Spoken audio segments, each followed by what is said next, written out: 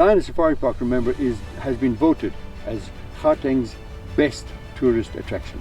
Now like this, you can bring your standard vehicle and you can drive in, you most likely will not really have any damage on it. One of the best tourist attractions in Gauteng, and there's a 4x4 trail. Now imagine that. The Lion Safari Park 4x4 trail is next to the Palindaba Road between Johannesburg and Broederstroom and is a mere 30 minutes drive from the city. So the first part of the Lion Park, or the Lion Safari Park, is basically you drive through the lion enclosures.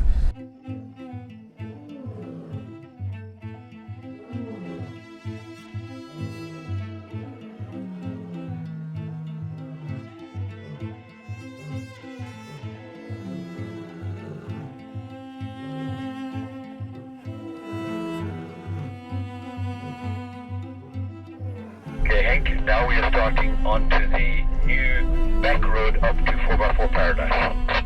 This is a trail that offers something for the beginner to the more adventurous and advanced 4x4 driver.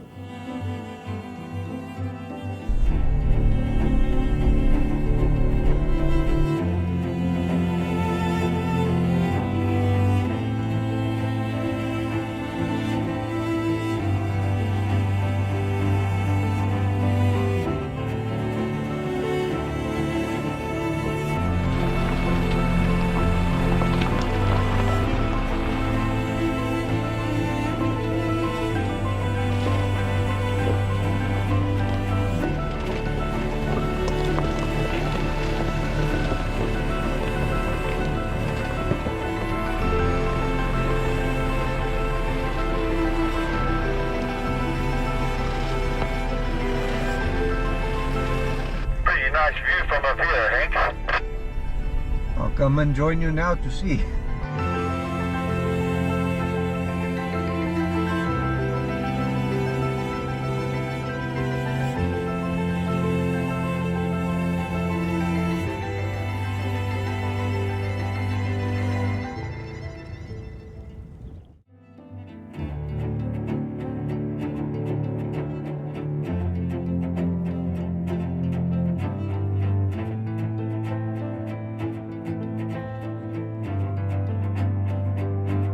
Well, it started in heaven, because really for the people at the Lion Safari Park to say to me, Terence, we would like you to create a 4x4 track or a 4x4 trail in our 1,000 odd hectares of game farm, it was like paradise for me to be able to walk through this game reserve and actually create a 4x4 track for the people who like to do 4x4ing on the weekends. So I said, of course, yes, I would love to do it. Started about 2 years ago, I think. And I started off in a quarry that was used as a rubbish dump, so we created that as a bit of a playground, and from there we stretched out to tracks that basically stretch throughout the entire park here. Now, while talking about the 4x4 trail, what can you expect? What is the setup? Look, the 4x4 trail has developed over the years, and I'm forever creating new obstacles. Like, for example, I tried to make a new one this morning and I got a little bit stuck, and a friend of mine had to help me to get unstuck. Do you remember that? That will follow just after this. Thank you very much. Yeah, so we like to keep changing and keep improving what we've got. I'm proud to say that it'll probably take you at least 6 to 7 hours to actually go from point A to point Z. Yes. If you want to do the full trail. Okay. So there are 3 different sections here. Can you tell me about those sections? Yes, basically where I started it off in the quarry, it is a very nice little section with very steep gradients. In the rainy season, lots of mud and water. We've got cross axles there. We've built very nasty side slope obstacles as well. And it is a small area. And it's a great place for you to actually do some nice exercises with your 4x4, learning how a diff, for example, works. I use it a lot for when I'm doing basic training. When I teach people the basics of 4x4 training, I like to start off and do my training in the quarry. Then we've got the 4x4 Paradises with the place where we are at now. It's like a massive natural quarry. And here I have developed obstacles over the years, and there are extreme climbs, nasty cross axles, tame cross axles, but very nice at the same time, and side slopes for you to enjoy. And again, it's a nice place to stop and spend a few hours. And then the last section, of course, is the main trail, which you start at the Hyena Dane and then enter the trail, which is quite well marked, and there are then sections which say difficult. And then obviously the place for the big wheelers, they can go through places like the Stairway to Heaven, which is a really difficult rock climb.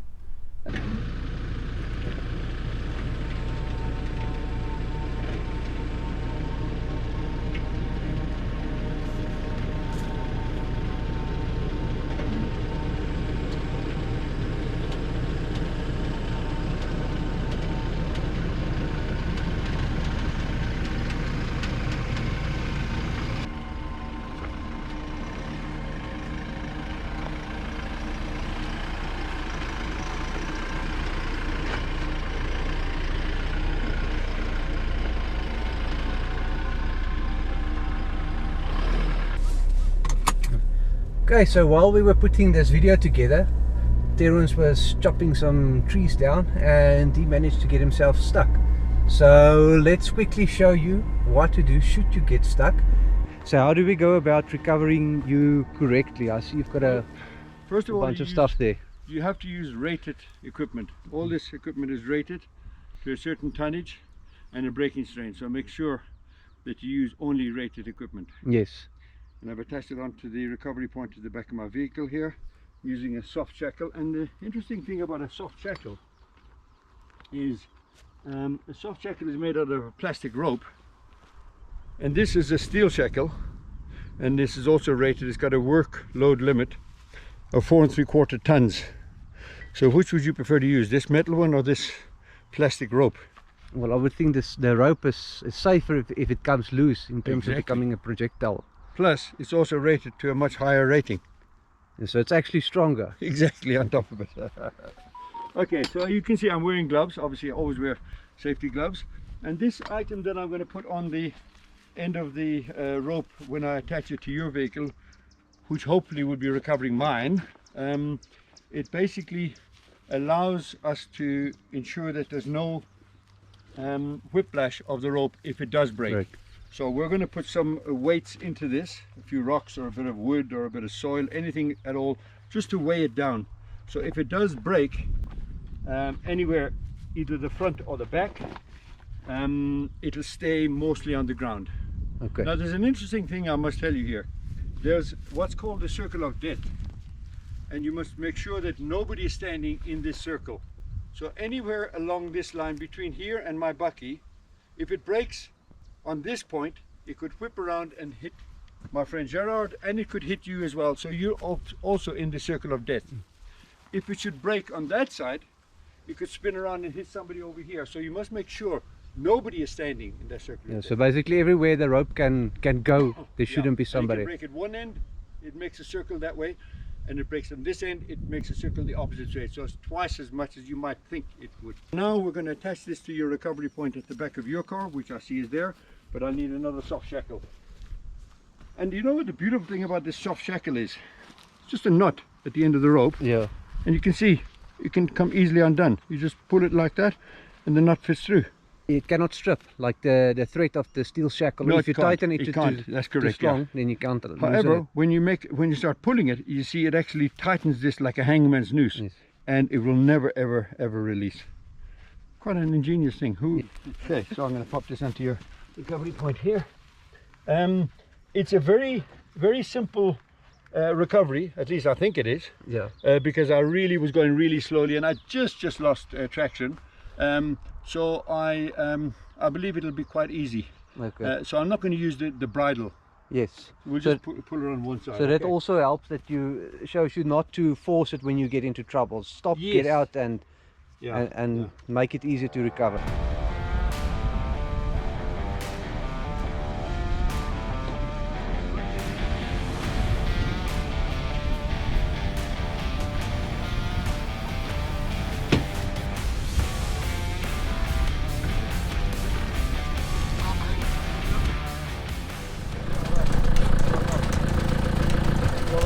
slow. J'ai peur. C'est un peu difficile là. Tu crois?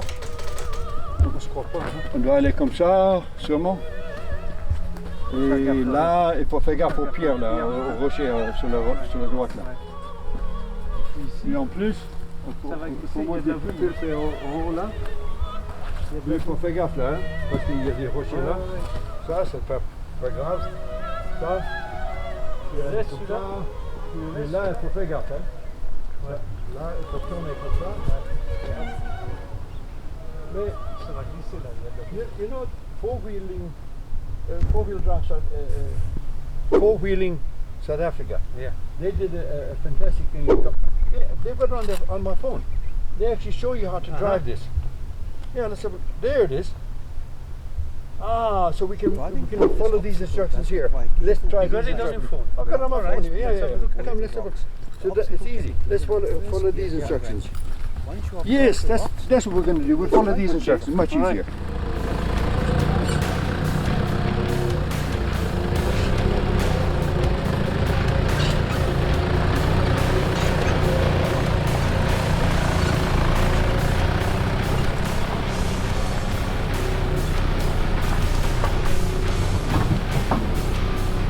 So what's unique about this trail is that we've developed QR codes for each obstacle.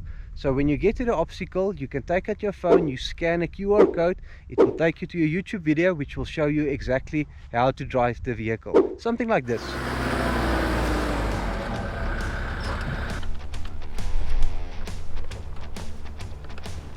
I've stopped now, I'm not sure how to drive this obstacle. What I'll do is, I'll take my phone, I'll scan the QR code, and that will then take me to a video that will show me how to drive this obstacle. When ascending this obstacle, engage first gear in low range. Take note of the crossover, and in this case I am making use of the vehicle's traction control to drive through the obstacle, but you can also use the rear diff lock. Okay, now I've seen the video, now I know exactly how to drive this obstacle, so let's go drive it.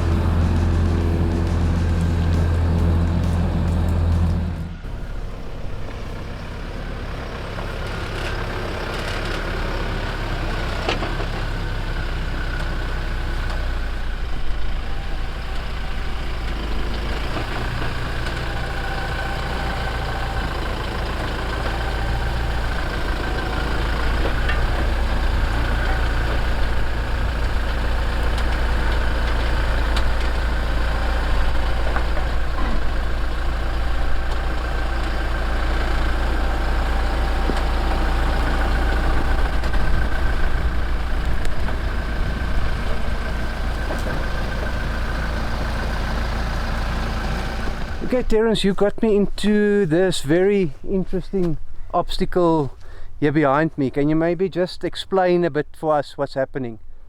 Well, it's a natural cross-axle situation in the 4x4 Paradise set of obstacles, and I actually stopped you here because it's a very interesting example of the difference between independent suspension and the solid beam axle. So the front of the car, of your car, has got independent suspension, so this wheel on the passenger side can come up and down of its own accord without interfering what happens with the wheel on the driver's side. And if you follow me around, I'll show you what I'm talking about. This one, because it's got a big drop in front of it here, it's got room for 2 fists between the top of the tire and the body of the car. Now follow me onto the other side and I'll show you. I cannot even put my fist in here because it's already compressed right up into the car. I can only put like 3 fingers. So this is moved right up into the bodywork of the car.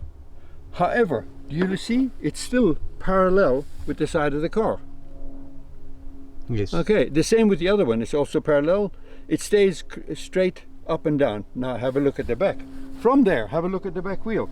Stay right there and have a look. You see the top of the wheel is sticking out. if you go more to the inside of the car, you'll see that it's actually sticking out a lot at the top and it's sticking in at the bottom. Yes. Come and have a look as well. Have a look at the gap between the bodywork and the top of the wheel. It's got like 4 fists space. You can put half your body in there. Exactly, and have a look at the other side. It'll be compressed right into the body. And the opposite is quite the case here. I can't even put my finger in here. The opposite is quite the case. The top of this wheel is in and the bottom of it is out. And I'll show you why that is the case. It's got a solid beam axle, so if you look underneath the car, I'm going to be a little bit careful here because it's rocking. You see the axle is one solid piece of metal all the way across, except for the differential gear in the middle. So what it is if this one comes down on the right, it actually moves the axle down like that. So obviously it pushes the wheel out like this. So that's why when this one comes down, or tries to come down, it influences this one as well. So this is why it's not called independent. The front is independent, this is the opposite. This is called a solid beam axle. However, a solid beam axle, remember, is very good because it gives you much more strength, it's much more sturdier, and it's also good for clearance because it gives you a bit more clearance. So one of the sacrifices you make, the independent suspension on the front, you got less clearance when you're going over nasty rocks, etc. But on the road, when you're driving home, it's very comfortable. Okay. I think this is just to show you how a trail is built. So basically take a vehicle and you drive it up and down until it's drivable, and sometimes you just need a bit of a bigger vehicle or more modified vehicle to do the first round, and then repeat it a couple of times, and like that you are basically driving in the trail.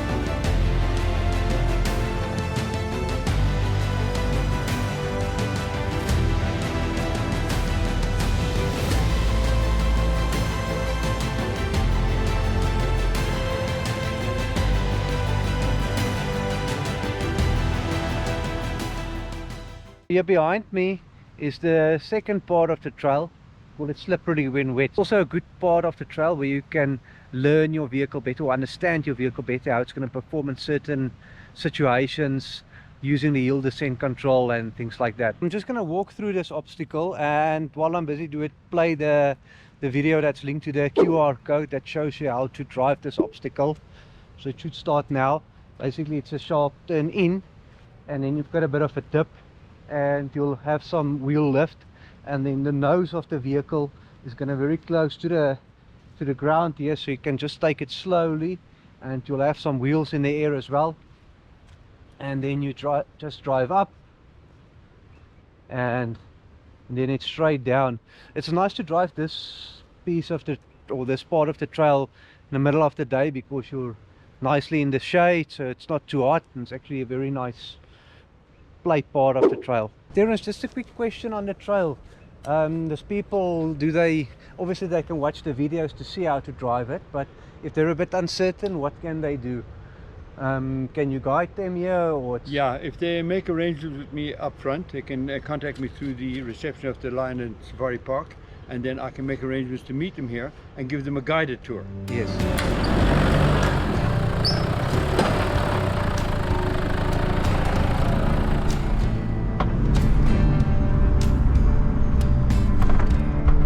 Come and test your skills and get to know your vehicle just outside Johannesburg before embarking on an adventure far away from home.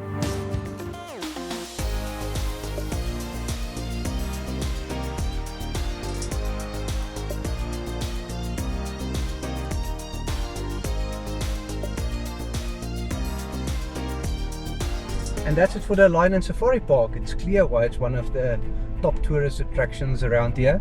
But I also hope that this video helped you to understand the trail better, and to encourage you to come out here and drive the trail I've got a number of other videos of the trail as well, which I will put in the description. But thank you so much for watching, and I'll see you in the next video.